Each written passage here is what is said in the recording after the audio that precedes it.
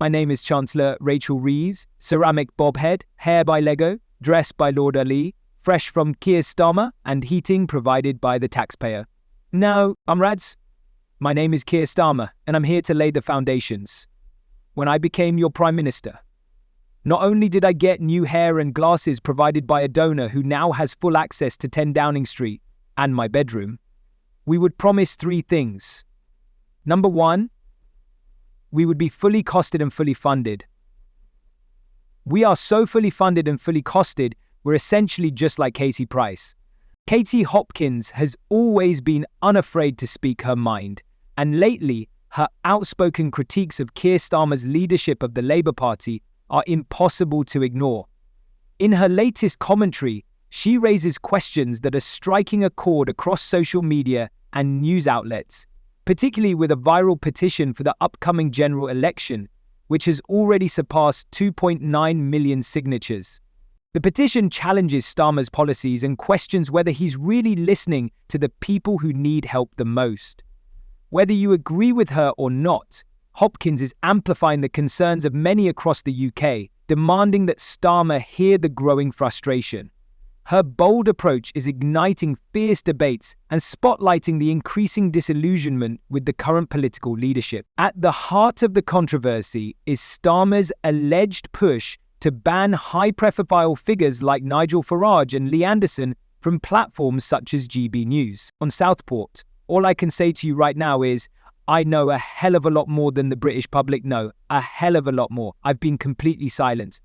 I dared the day after Southport to do a video to say, can we please know who this man is? Was he known to the authorities? Why do I feel we're not being told the truth? The level of demonization I came under for that from both front benches was astonishing. From media commentators, demonization on a level that I'd never even experienced. We are witnessing one of the biggest cover-ups we've ever seen in our lives. While some view these figures as divisive, Hopkins believes they represent the voice of many who feel sidelined by the political elite. Banning them, she argues, only makes Starmer appear weak and unwilling to face tough questions, further fueling skepticism about his leadership. For Hopkins, this isn't just about policy, it's about defending free speech. She believes that true leadership means listening to criticism, not silencing it. Accountability isn't about shutting down dissent, it's about confronting it head-on. To her, trying to stifle critics undermines the very core values of a free society. A major target of Hopkins' critique is how the Labour Party has treated older generations, particularly pensioners, who she feels have been abandoned under Starmer's leadership. Where are elderly people supposed to get an extra P750 or P1500 or P3000 or whatever their extra bill is, right? P300. Where are they supposed to rustle that up? What would you like them to do, Rachel Reeves? What would you like them to do? Would you like them to, auction off a kidney maybe? I mean, what use is an 85-year-old kidney? It's probably knackered. Okay, where are they supposed to get it? What, are they going to go out and work? Are they? Can't see, can't hear properly. Some of them could barely move. They're buggered. They're knackered. They've paid in all their lives. And now you want them to what? Rustle up? Just go out and stand on a street corner? She describes these hardworking individuals as having spent their lives contributing to society, only to now feel invisible and neglected by a government preoccupied with abstract goals instead of their immediate struggles. Hopkins shares personal stories from pensioners who feel overlooked, frustrated by soaring energy bills, inadequate healthcare, and dwindling social services.